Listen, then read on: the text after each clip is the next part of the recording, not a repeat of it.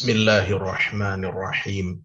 Assalamualaikum warahmatullahi wabarakatuh. Innal hamdalillah nahmaduhu wa nasta'inuhu wa nastaghfiruh wa na'udzu billahi min shururi anfusina wa min sayyiati a'malina. May yahdihillahu fala mudilla lahu ومن يضلل فلا هادي له وأشهد أن لا إله إلا الله وحده لا شريك له وأشهد أن محمدا عبده ورسوله لا نبي بعده يا أيها الذين آمنوا اتقوا الله حق تقاته ولا تموتن إلا وأنتم مسلمون يا أيها الناس اتقوا ربكم الذي خلقكم من نفس واحدة وخلق منها زوجها وبث منهما رجالا كثيرا ونساء واتقوا الله الذي تساءلون به والأرحام إن الله كان عليكم رقيبا يا أيها الذين آمنوا اتقوا الله وقولوا قولا سديدا يصلح لكم أعمالكم ويغفر لكم ذنوبكم ومن يطع الله ورسوله فقد فاز فوزا عظيما أما بعد فإن أصدق الحديث كتاب الله عز وجل وخير الهدى هدى محمد صلى الله عليه وعلى آله وسلم وشر الأمور محدثاتها فإن كل محدثة بدعة وكل بدعة ضلالة وكل ضلالة في النار أعاذني الله وإياكم من النار. Ma'asyiral muslimin rahimani wa rahimakumullah, a'azzani Allah wa iyyakum. Kaum muslimin wal muslimat, para pendengar, bapak-bapak, ibu-ibu, saudara-saudara seiman yang semoga senantiasa dirahmati Allah Subhanahu wa taala, dimuliakan oleh Allah Subhanahu wa taala. Alhamdulillah, pada pagi hari ini kita kembali diizinkan oleh Allah Subhanahu wa taala untuk bisa bertemu secara daring, sama-sama kita thalabul ilmi, mencari, menimba, menuntut, mempelajari ilmu syar'i, ilmu agama. Kita lanjutkan pelajaran kita dari kitab Khudh aqidatak, ambillah aqidahmu, minal kitabi was sunnatis sahihah, dari Al-Quran dan hadis-hadis yang sahih yang ditulis oleh Asy-Syaikh Muhammad bin Jamil Zainu rahimahullahu ta'ala. Kita beralih bab, yakni masuk pada bab yang baru, pada bab asyirkul asghar, bab yang menjelaskan tentang syirik kecil. Ya, sebelumnya kita telah menjelaskan panjang lebar pertanyaan-pertanyaan yang terkait dengan syirik akbar, syirik yang besar. Sekarang kita akan mengkaji jenis-jenis syirik kecil.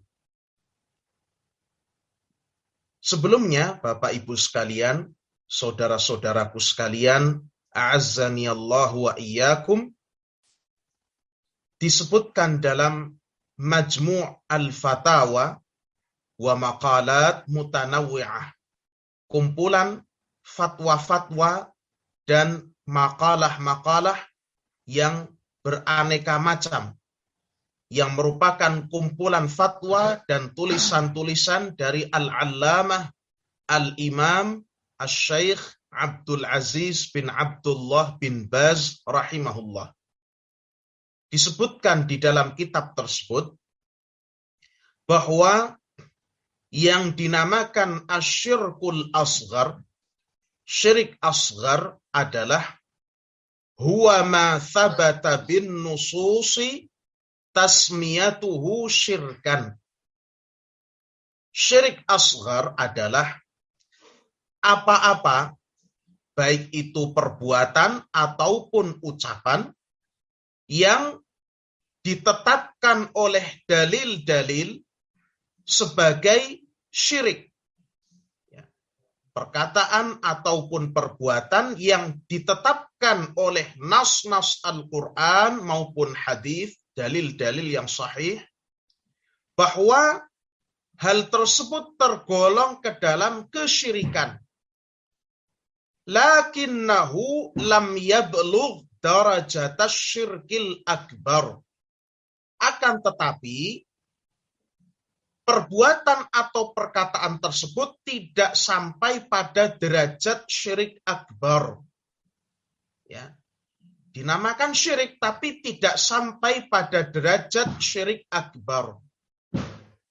Wala yakhruju fa'iluhu minal millah. Dan pelakunya tidak dianggap keluar dari Islam. Pelakunya tidak dianggap keluar dari millah agama Islam. Barakallahu fikum. Jadi syirik asghar ini tingkatannya lebih rendah dibandingkan syirik akbar. Ya. Baik, kita baca persoalan nomor 35. Ma huwa syirkul asghar?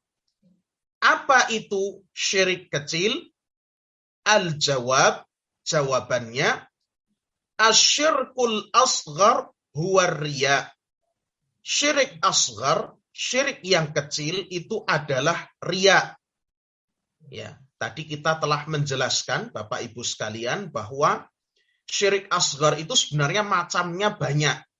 Sebagaimana disebutkan oleh Asy-Syaikh Ibnu Baz tadi di dalam Majmu' Fatawa wa Maqalat Mutanawwi'ah, bahwa syirik asghar adalah perbuatan atau perkataan yang termasuk kesyirikan yang ditetapkan oleh nas-nas Al-Quran dan Al-Hadis sebagai kesyirikan, akan tetapi tidak sampai derajatnya pada derajat syirik besar. Artinya apa? Tidak sampai mengeluarkan pelakunya dari Islam. Apabila syirik asghar ini dilakukan oleh pelakunya, maka tidak sampai menghapuskan semua amalan-amalan yang dilakukannya. Ya, hanya terkait dengan amalan tertentu yang dimana padanya dia perbuat syirik asghar ini. Ya. Tidak sampai pada derajat syirik akbar. Tapi dia termasuk kesyirikan. Nah, di antara perbuatan syirik asghar ini, Bapak Ibu sekalian jamaah rahimakumullah, adalah ar-riya. Riya, yakni seseorang berbuat suatu amalan ibadah dengan tujuan dilihat orang lain. Riya itu berasal dari kata ra'a yara, melihat. Ya. Ar-riya itu artinya seseorang beramal dengan suatu amalan ibadah, diinginkan dengannya agar orang lain itu melihat perbuatannya, agar orang lain itu memuji amalannya. Ini adalah ar-riya. Qala ta'ala, Allah Subhanahu wa ta'ala berfirman dalam surah Al-Kahf ayat 110, "Faman kana yarju liqa'a rabbih faly'amal 'amalan shalihan wa la yusyrik bi'ibadati rabbih ahada."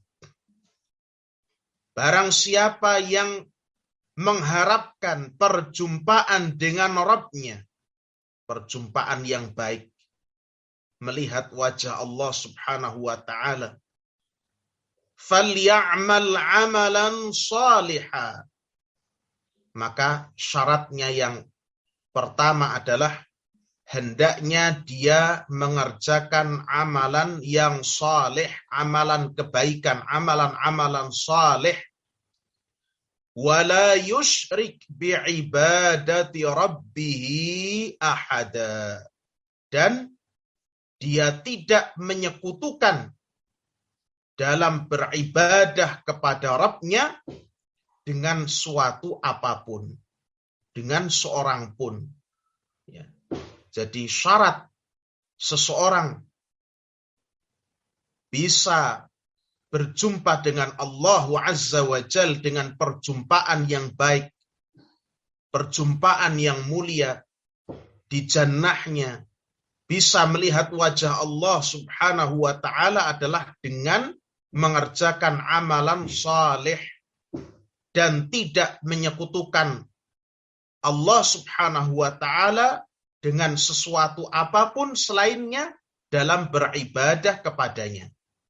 Ayat ini mencakup larangan atas syirik akbar dan juga syirik asghar. Dalam kita melakukan amalan ibadah, kita tidak boleh berbuat syirik akbar, yakni mempersembahkan amalan ibadah tersebut untuk selain Allah. Misalnya menyembelih untuk selain Allah, sholat ke arah kuburan, berdoa kepada selain Allah, meminta-minta kepada orang-orang yang telah meninggal dunia, meminta-minta kepada para malaikat. Ini semua ibadah, berdoa, sholat, menyembelih kurban, isti'adzah, meminta perlindungan, ini ibadah. Semua ini jenis-jenis ibadah. Kita tidak boleh mempersembahkan ibadah-ibadah ini kepada selain Allah.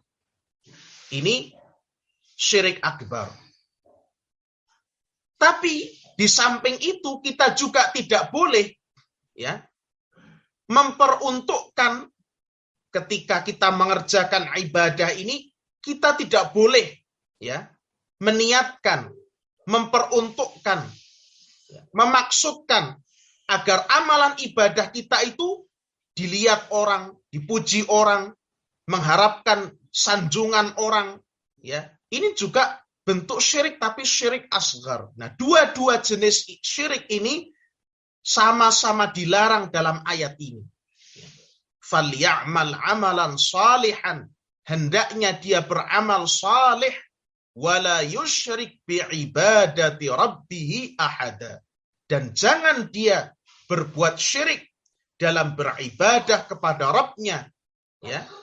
Jangan dia berbuat syirik kepada sesuatu pun, kepada suatu apapun selain Allah dalam dia beribadah kepada Rabb-nya. Jelas ya? Barakallahu fikum. Wa qala sallallahu alaihi wasallam. Dan setelah beliau menyebutkan dalil dari Al-Quran, beliau yakni penulis kitab ini beralih menyebutkan dalil dari As-Sunnah, di mana Nabi Sallallahu Alaihi Wasallam pernah bersabda, Inna akhwafa ma akhafu alaikumus syirkul asghar. Sesungguhnya perkara yang paling aku takutkan menimpa kalian adalah syirik asghar, syirik yang kecil. Disebutkan asyirkul asghar ar-riya. Syirik asghar, syirik kecil itu adalah ar-riya. Riya, beramal ibadah, diinginkan dengannya dilihat orang, dipuji oleh orang, disanjung oleh orang, disebut-sebut oleh orang. Ini riya. Termasuk kawannya riya sum'ah. Ingin didengar amal kebaikannya itu oleh orang, diperdengarkan. Orang mungkin tidak melihat langsung, tapi dia memperdengarkannya. dia memamerkannya, ini sum'ah, ya, ingin diperdengarkan.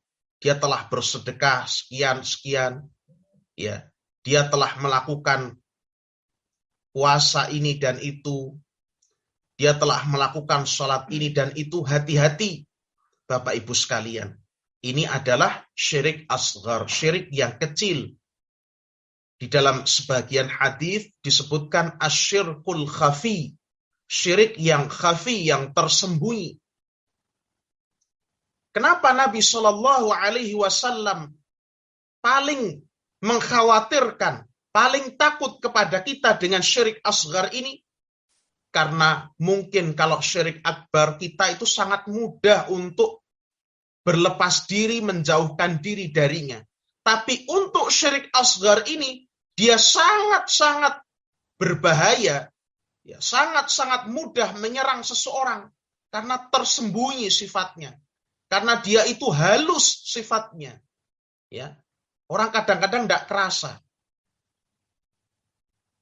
sehingga banyak orang yang terjangkiti syirik asghar ini, penyakit riya dan sum'ah, tanpa dia sadari telah merusak amalan yang dia kerjakan. Ibarat seorang yang membangun bangunan dengan menghabiskan uang yang banyak, dengan menghabiskan tenaga yang banyak. Setelah dia bina bangunan itu, dia robohkan kembali bangunannya. Ini adalah bahaya yang besar, ma'asyiral muslimin rahimakumullah. Inilah yang namanya mengkaji tauhid, Bapak Ibu sekalian, saudara-saudara sekalian. Azzani Allah wa iyyakum, waffaqani Allah wa iyyakum. Inilah mengkaji tauhid itu. Kita memang banyak ngublek-ublek, banyak memperbaiki urusan-urusan hati.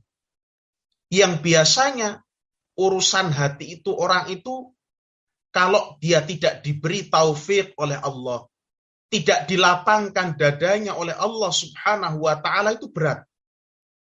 Sehingga ya orang ngaji tauhid itu, ya kadang-kadang kita jumpai atau sering kita jumpai sedikit sekali yang mau betul-betul mengkaji tauhid dengan istiqamah. Karena ini memang ublek-ublek hati. Ya.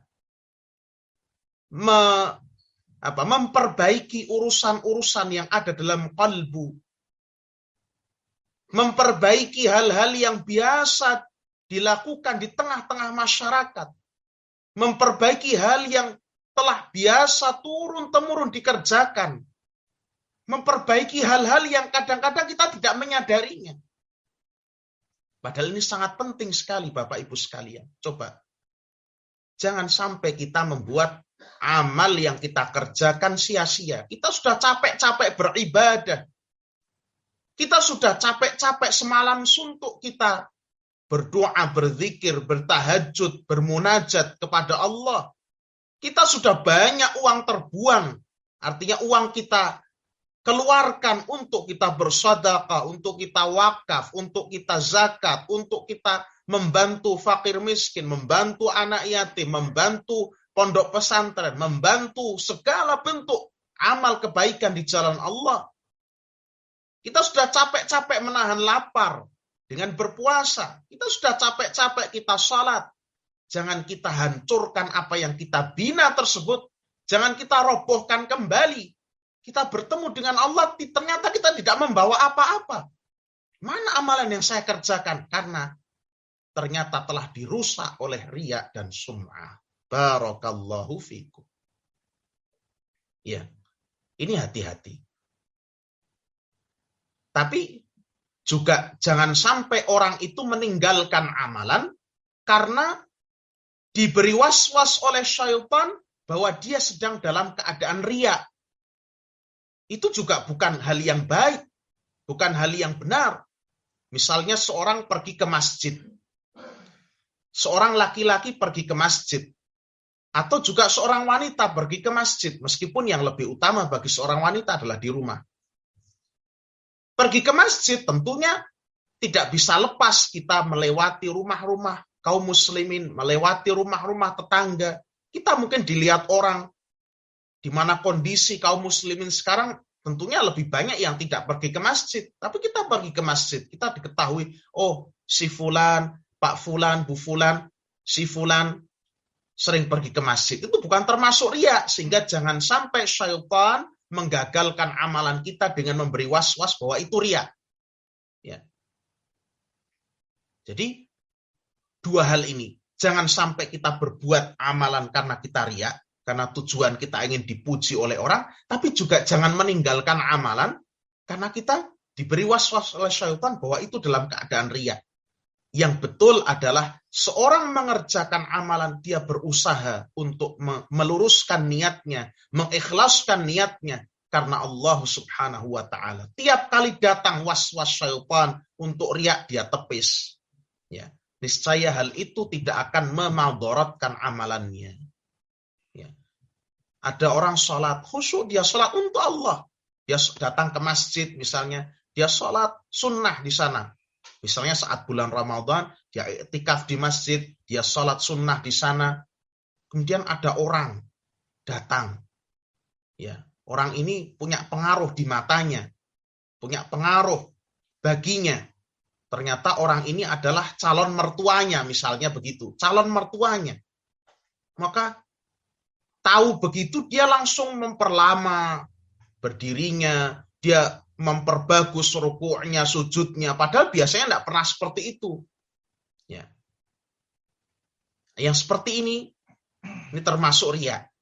Nah, ketika seorang menjumpai yang seperti ini, ya misalnya ada calon mertuanya misalnya, ini saya berikan contoh saja, sebagai contoh saja, sekedar contoh. Artinya biasanya orang itu ingin dilihat seseorang, ya, ingin dipuji orang, karena orang itu punya pengaruh kepada dirinya. Entah itu tetangganya, entah itu orang terdekatnya, entah itu orang yang mungkin punya kedudukan, yang mungkin dia berharap suatu keuntungan dunia dari orang tersebut. Ya. Kalau orang yang mungkin dia tidak dikenal, kadang-kadang orang nggak berpikir untuk dia riya. Ya. Siapa orang itu? Saya nggak mengenal dia. Ya biasanya seenaknya karena nggak dikenal. Ya.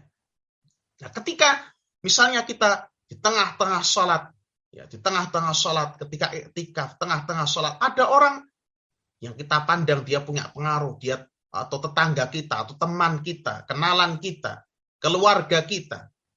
Kemudian terbesit dalam hati kita, ya untuk memperbagus karena orang tersebut, maka segera kita tepis. Saya sholat ini untuk Allah.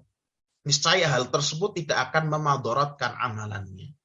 Tiap kali datang tepis terus ini untuk Allah Subhanahu wa taala. Ingatlah bahwa kita besok di hari kiamat akan menghadap sendiri-sendiri kepada Allah Subhanahu wa taala dengan membawa amalan kita.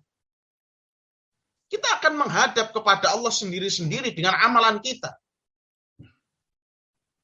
Orang yang kita ingin dia memuji kita atas amalan kita, orang yang kita itu ingin dia itu melihat amalan kita, menyanjung-nyanjung kita, besok tidak akan bisa memberikan manfaat sama sekali besok di hari kiamat. Justru itu akan menjadi kerugian, akan menjadi penyesalan di hari kiamat. Dia tuh tidak bisa memberikan apa-apa.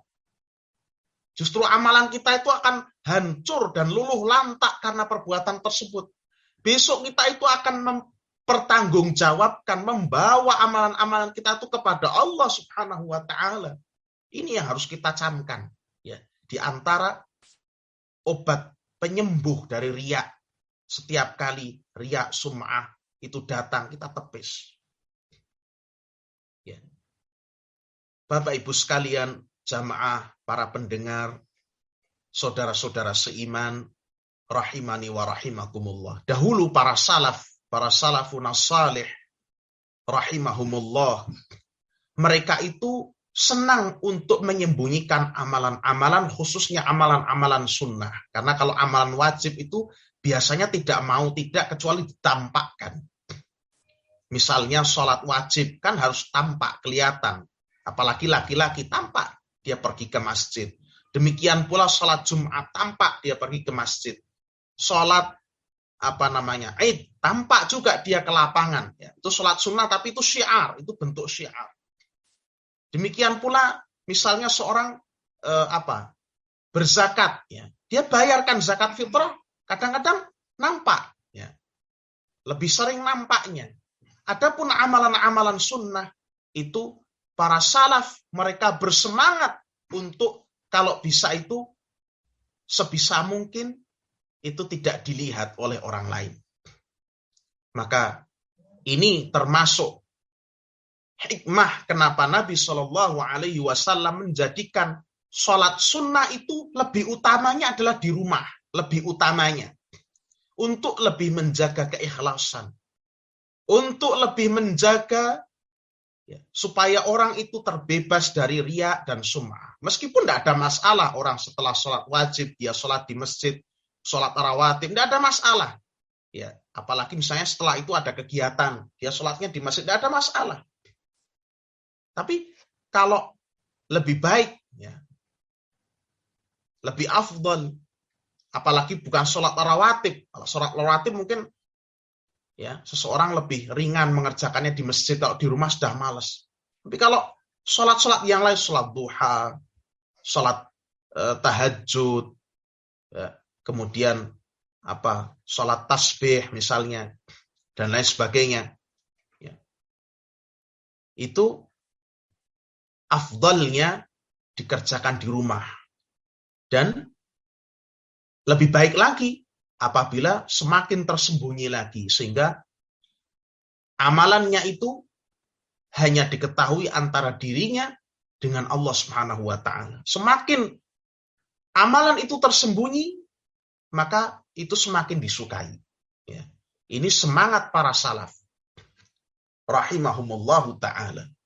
Maka di antara para salaf itu, barakallahu fikum, ya, setidaknya ini kita sebutkan agar kita paling tidak semakin mendekat dengan cara mereka dalam beramal, ya, cara mereka menjaga keikhlasan. Ada di antara para salaf itu yang mereka biasa berpuasa, tapi ya mereka itu dalam berpuasa sunnah itu sampai keluarganya tidak tahu. Sampai keluarganya tidak tahu. Gimana caranya? Caranya adalah ketika dia pergi bekerja, maka istrinya itu memberikan sangu kepadanya. Istrinya memberikan sangu kepadanya. Dia bawa pergi kerja. Istrinya mengira bahwa makanan itu dimakan oleh dia. Ternyata di tempat kerja, ya, seorang salaf ini dia mensedekahkan makanannya kepada orang lain. Ya, dia mensedekahkan makanannya kepada orang lain. Sehingga keluarganya itu tidak ada yang tahu bahwa dia rutin berpuasa sunnah ternyata. Dan orang-orang teman kerjanya juga tidak tahu, seolah-olah ya kayaknya dia bawa makanan tadi. Seolah-olah makanan itu dimakan oleh dia. Ya. Sampai sebegitunya. Ini saya ceritakan hanya sekedar untuk memotivasi kita. Ya, meskipun mungkin kita tidak sampai taraf itu, tapi memotivasi kita untuk kita itu semakin menjaga keikhlasan amalan kita. Karena kita itu beribadah, melakukan amalan kebaikan untuk Allah Subhanahu wa Ta'ala, untuk mencari keridhaan Allah Subhanahu wa Ta'ala, bukan menginginkan pujian, bukan menginginkan sanjungan orang, bukan menginginkan kita itu disebut sebagai orang yang banyak ini dan banyak itu, bukan, tapi untuk mencari keridhaan Allah Subhanahu wa Ta'ala. Bukankah di antara orang-orang yang pertama-tama kali dimasukkan ke dalam neraka adalah orang-orang yang beribadah tidak ikhlas.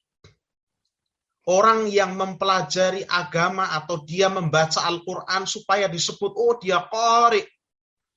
Ya. Sehingga Bapak Ibu jangan kemudian berpandangan bahwa menjadi qari itu gampang. Menjadi seorang alim itu gampang. Artinya dalam artian menjadi qari itu sesuatu yang nanti bisa tenar, bisa dipakai untuk mencari uang, bisa dipakai untuk mengeruk uang orang. Ya. Ngaji sini minta bayaran sekian. Wah, namanya dipajang di mana-mana. Ternyata semakin orang itu terkenal, semakin susah kita untuk menjaga keikhlasan. Semakin harus berjuang dalam menjaga keikhlasan. Orang yang berjihad, di dalam hadis itu sebutkan, orang yang ikut berjihad, ternyata dia hanya menginginkan agar dia disebut sebagai orang yang pemberani, orang yang syuja', orang yang pemberani, orang yang mahir perang. Ya. Ini juga terhitung riya. Orang yang bersedekah, banyak bersedekah, mengeluarkan sedekah di sana sini. Ternyata tujuannya hanya untuk dipanggil dia itu seorang yang dermawan. Ini juga riya. Ya. Ya, sehingga kita berusaha untuk menjaga amalan-amalan kita itu niatnya adalah semata-mata karena Allah Subhanahu wa ta'ala. Sekali lagi, karena kasihan kita telah menghabiskan tenaga, menghabiskan sekian banyak harta, telah menyita banyak waktu, ternyata amalan-amalan yang kita kerjakan itu hancur karena riya dan sum'ah ini, wal'iyadzubillah. Kita memohon kepada Allah Azza wa Jalla agar Allah Azza wa Jalla menolong kita, agar kita itu ikhlas dalam beramal, hanya semata-mata mencari keridhaan Allah Subhanahu wa ta'ala.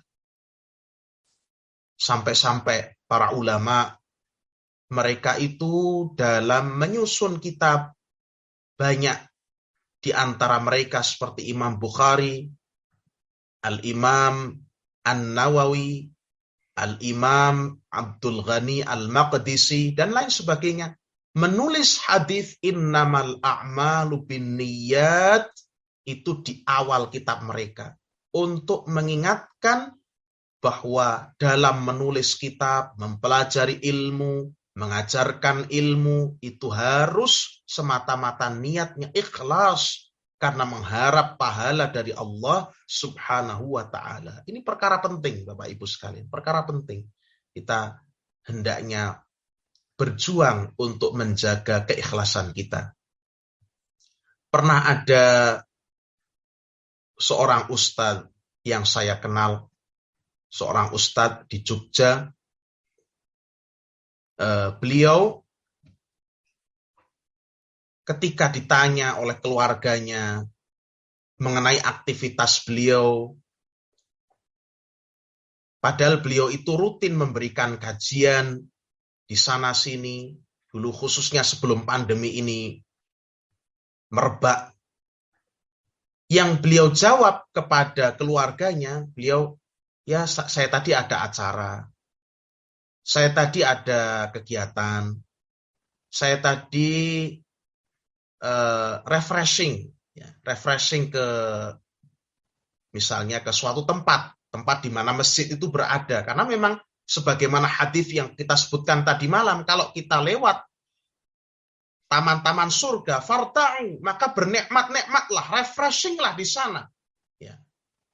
Bernikmat-nikmatlah di taman-taman surga, di majelis-majelis ilmu, sehingga istilah ya menghibur diri, refreshing, menenangkan jiwa tidak salah. Ya. Ketika menyebut kita berada di majelis ilmu tidak salah. Ya. Kenapa beliau menyebutkan seperti ini? Untuk menjaga keikhlasan. Ya. Untuk menjaga keikhlasan. Ini kita berusaha sedikit demi sedikit. Kita berjuang sedikit demi sedikit, kita perbaiki apa yang kita masih kurang, kita perbaiki sedikit demi sedikit. Ya. Ya. Supaya keikhlasan kita lebih terjaga. Ini barakallahu fiikum. Wa minasyirkil asghar, kata penulis, dan termasuk juga syirik kecil, qaulur rajuli, perkataan seseorang, laulallahu wa fulan au ma sya'allahu wa syi'ta. Dan termasuk perbuatan syirik kecil adalah perkataan seseorang. Kalau bukan karena Allah dan kalau bukan karena kamu. Kalau bukan karena Allah dan karena kamu, wahai fulan. Atau semua ini adalah kehendak Allah dan kehendakmu. Ini termasuk perkataan yang tergolong syirik asghar. Ya.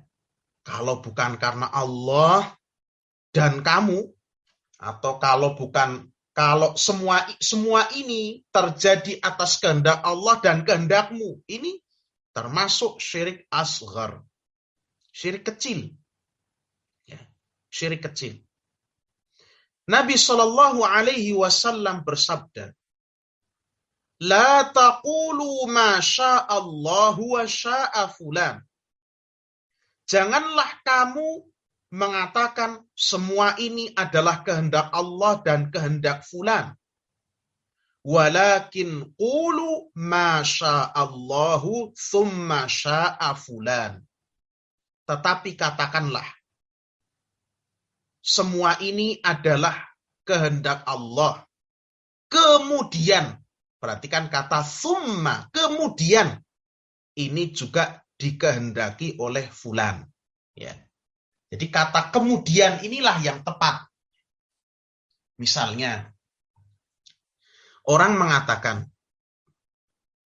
karena, ya misalnya, seseorang itu tidak jadi kecurian, misalnya, tidak jadi kecurian karena diselamatkan oleh tetangganya. Maka perkataan yang paling tepat adalah, kalau bukan karena kehendak Allah, kemudian karena pertolongan Anda, maka saya pasti tadi sudah kehilangan uang sekian dan sekian, misalnya. Atau kalau bukan karena pertolongan Allah dan kemudian, kalau bukan karena pertolongan Allah, kemudian karena bimbingan dari Bapak, tentu saya akan kebingungan menghadapi ujian tadi siang, misalnya seperti itu. Itu yang tepat dengan kata kemudian. Pertama, kita sebutkan dulu Allah Subhanahu wa Ta'ala. Baru kemudian,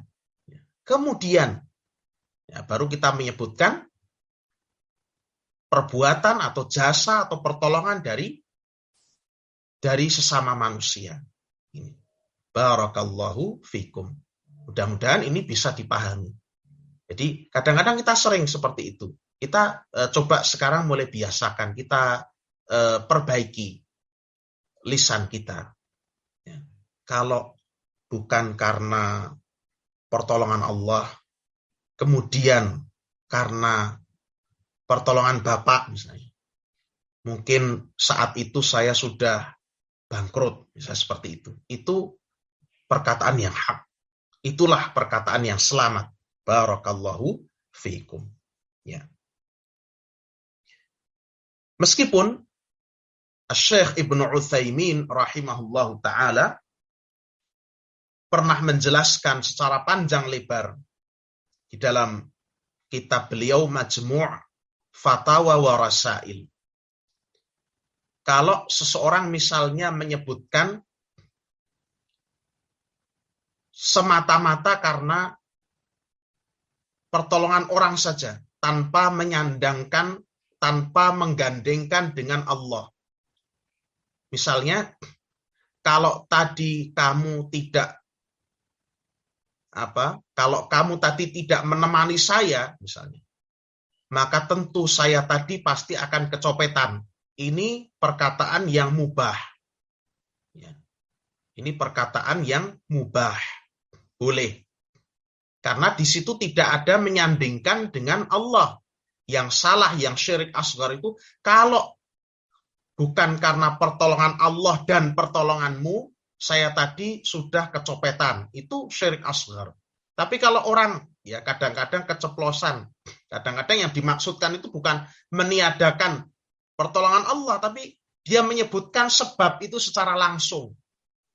Wah, kalau tadi kamu tidak minjami uang, saya sudah bingung. Karena saya ternyata dompetnya ketinggalan. Itu tidak termasuk syirik asghar. Ya.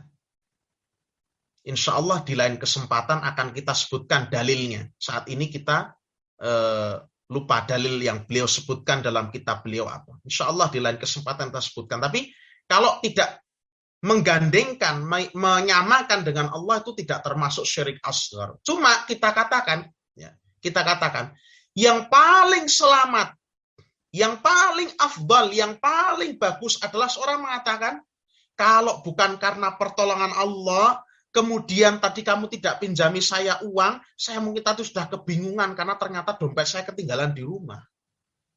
Itu yang paling selamat. Nah, coba kita mulai membiasakan ini. Barakallahu fikum. Ini yang paling selamat. Wah, kalau bukan karena kehendak Allah, kemudian karena ibu atau bule atau penjenengan bawakan makanan di sini, wah kita tadi sudah kelaparan, kita enggak punya makan di rumah. Nah, ini yang paling selamat. Barakallahu fikum. Ya. Ini. Kemudian dalam bab ini yang terakhir, ya, ini untuk hari ini sampai pertanyaan nomor 36 ini. Hal yajuzul halifu bi ghairillah? Bolehkah kita bersumpah dengan menyebut selain Allah? Bersumpah dengan menyebut selain Allah. Ini juga termasuk syirik asghar ini. Sehingga beliau sebutkan di sini. Jawabannya, la yajuzul halifu bi ghairillah. Tidak boleh seorang bersumpah dengan selain Allah. Qala Allah Ta'ala. Allah Subhanahu wa Ta'ala berfirman dalam surah At-Taghabun ayat ke-7. Qul, katakanlah wahai Muhammad, bala, sekali-kali tidak. Wa Rabbi, demi Rabbku, latub'atsunna, sungguh kalian akan betul-betul dibangkitkan kelak di hari kiamat. Segi pendalilan dari ayat ini, Bapak Ibu sekalian, adalah Allah memerintahkan kepada nabinya dan kepada kita, Qul, katakanlah, bala, sekali-kali tidak, wa Rabbi, demi Rabbku. Allah memerintahkan kita bersumpah dengan nama Allah. Demi Rabbku, demi Allah, demi Tuhanku. Ya. Ini sisi pendalilannya. Lebih jelas lagi di dalam hadis.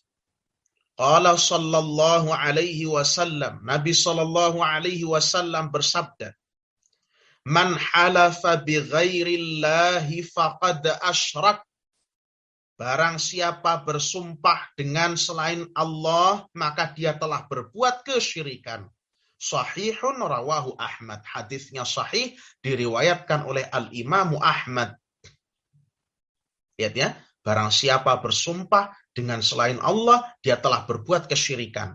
Jadi berdasar hadis ini, bersumpah dengan selain Allah itu dikategorikan syirik. Tapi syiriknya itu tidak seperti syirik akbar, tidak seperti syirik besar. Kenapa? Karena tidak mengandung unsur peribadatan kepada selain Allah. Tidak mengandung unsur menyerahkan ibadah pada selain Allah. Ini syirik asghar, itu termasuk syirik karena di dalamnya ada unsur ya, menyetarakan sesuatu dengan Allah. Ya, padahal kita bersumpah itu hanya boleh dengan nama Allah Subhanahu wa Ta'ala. Ini urusan besar, urusan sumpah ini. Wa qala sallallahu alaihi wasallam, dan Nabi sallallahu alaihi wasallam juga bersabda, Man kana halifan falyahlif billahi aw liyasmut.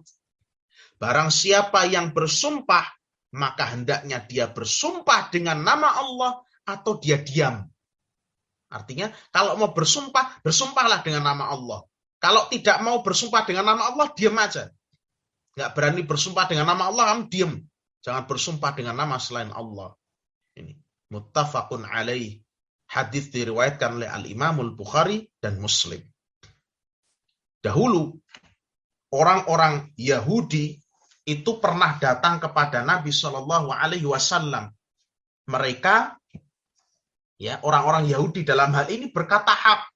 Mereka bertanya kepada Nabi, ya Rasulullah, para sahabat-sahabatmu itu telah menyekutukan Allah. Loh kok bisa? Karena ketika mereka bersumpah, mereka mengatakan, ya, bil Ka'bah, demi Ka'bah, wal Ka'bati, demi Ka'bah. Itu mereka berbuat kesyirikan. Wan Nabi, dengan aku bersumpah demi Nabi. Mereka berarti telah menandingkan Allah. Ini perkataan orang Yahudi ini benar. Maka Nabi Shallallahu Alaihi Wasallam ketika mendengar hal itu, laporan itu, dan mengetahui bahwa itu ternyata benar dilakukan oleh para sahabatnya, sebagian sahabatnya yang tidak mengetahui ketika itu, beliau mengatakan, hendaknya kalau kalian bersumpah, bersumpahlah dengan nama Allah. Jangan katakan demi Ka'bah, katakanlah demi Rabbul Ka'bah, demi Tuhan yang memiliki Ka'bah, demi Tuhan yang menguasai memiliki Ka'bah ini. Jangan bersumpah dengan nama selain Allah Subhanahu wa Ta'ala ini. Jadi salah kalau ada orang yang bersumpah itu sumpahnya segala sesuatu disebut. Demi Allah, demi Rasulullah. Ya. Demi Allah, demi Rasulullah, demi para nabi, demi para wali, demi ulama. Lebih parah lagi, demi apapun. Ya Allah, demi apapun itu berarti demi segala sesuatu. Ini tambah parah lagi, karena demi apapun itu berarti demi semua hal. Allah disamakan dengan para makhluknya. Ya. Ini keliru. Kan banyak orang-orang saudara-saudara kita yang mungkin belum paham. Demi Allah, demi Rasulullah, demi apa misalnya, demi apapun. Ya. Barakallahu fikum. Kalau sebagian, kalau itu bukan termasuk bersumpah dengan nama selain Allah, tapi kalau itu menyumpahi diri sendiri, sumpah sambar geledek, sumpah kalau saya bohong sambar geledek, itu menyumpahi diri sendiri. Ya, seperti ini juga tidak disyariatkan, tapi tidak termasuk syirik asghar. Ini. Nah, ini 3 hal yang disebutkan oleh penulis rahimahullah. Ini adalah perbuatan dan perkataan yang termasuk syirik kecil. Riya dan sum'ah, ingin didengar, ingin dilihat, ingin disanjung dalam beramal. Yang pertama. Yang kedua adalah ucapan kalau Allah menghendaki, atau semua ini terjadi atas kehendak Allah dan kehendakmu, atau kalau bukan karena kehendak Allah dan kehendakmu. Nah, ini yang kedua. Yang ketiga adalah bersumpah dengan nama selain Allah Subhanahu wa Ta'ala. Ini perbuatan-perbuatan syirik kecil. Ini. Nah, untuk riya dan sum'ah tadi, ketika seorang berbuat riya atau sum'ah dalam suatu amalan, maka yang hancur, yang lebur, yang tidak sah, yang menjadi gugur adalah amalan yang dia riakkan, yang dia sum'ahkan itu. Tidak semua amalannya. Dia mengerjakan sholat duha, dia riak. Ya, dipertontonkan, diperdengarkan. Perdengarkan maksudnya memang untuk tujuan dipuji. Bukan kita sholat duha, kemudian memang keluarga kita tahu itu. Bukan itu. Tapi maksudnya sengaja, aku baru sholat duha misalnya seperti itu. Saya tadi sholat duha sekian rakaat disebut. Barakallahu fikum. Maka yang lebur adalah amalannya itu, khusus itu. Tapi tidak semua amalan. Adapun syirik akbar, syirik besar, seorang menyembelih hewan untuk selain Allah. Bangun rumah, sembelih hewan. Untuk melindungi diri dari jin penunggu tanah itu. Karena tanah itu terkenal angker. Itu syirik akbar. Berarti sholatnya, puasanya, hajinya, sedekahnya, zakatnya, baca Qur'annya, semua hapus semua. Ya, ini syirik akbar. Jadi mudah-mudahan bisa dipahami dan jelas perbedaan antara syirik akbar dan syirik asghar. Dan syirik asghar itu tidak mengeluarkan pelakunya dari agama. Seorang yang mengatakan demi Allah, demi Rasulullah, itu dia masih muslim. Tapi kalau orang yang sujud kepada salib, orang yang belajar ilmu sihir, meminta pertolongan pada syaitan, pesugihan, maka ini keluar dari agama.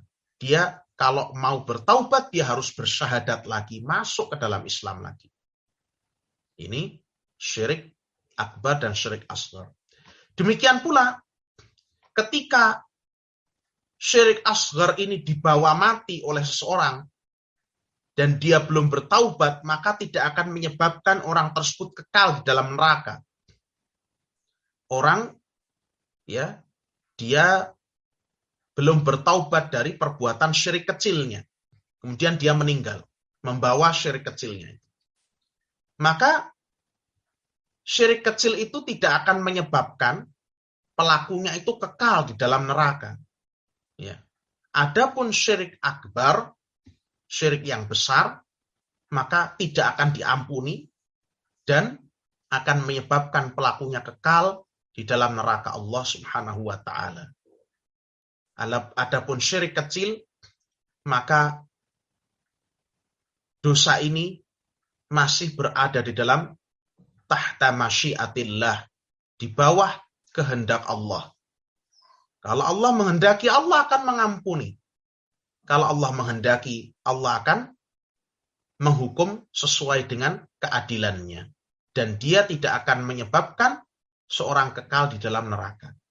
Adapun syirik akbar, orang yang tadi menyembelih selain Allah, menyembelih untuk selain Allah, orang yang sujud kepada selain Allah, orang yang minta perlindungan kepada jin, batu, minta pesugihan, menyembah penguasa laut kidul, dia mati dalam keadaan tidak bertaubat dari dosanya itu, maka dia kekal di dalam neraka selama-lamanya, wal'iyadzubillah. Selesai kita dari bab asyirkul asghar, dan kita cukupkan pembahasan ini untuk pertemuan kita pada pagi hari ini. Mudah-mudahan apa yang kita pelajari ini bisa memberikan tambahan ilmu yang bermanfaat bagi kita semua, memperbaiki apa-apa yang kita biasa kerjakan, yang masih keliru, kita bisa perbaiki selagi kita masih diberikan kesempatan oleh Allah Subhanahu wa taala, diberikan umur yang panjang, diberikan kekuatan, diberikan pemahaman. Mudah-mudahan kita bisa memperbaiki diri semakin baik dan semakin baik, menjadi orang yang diridhoi, dicintai Allah Subhanahu wa taala, dan mudah-mudahan perjumpaan kita untuk thalabul ilmi pada pagi hari ini termasuk di antara orang-orang yang menempuh jalan untuk mencari padanya ilmu, sehingga Allah mudahkan bagi kita jalan menuju surganya. Amin ya rabbal alamin. Subhanakallahumma wa bihamdika asyhadu an la ilaha illa anta astaghfiruka wa atubu ilaik. Wa sallallahu wa sallama wa baraka ala abdika wa rasulika Muhammad wa ala alihi wa ashabihi ajma'in. Assalamualaikum warahmatullahi wabarakatuh.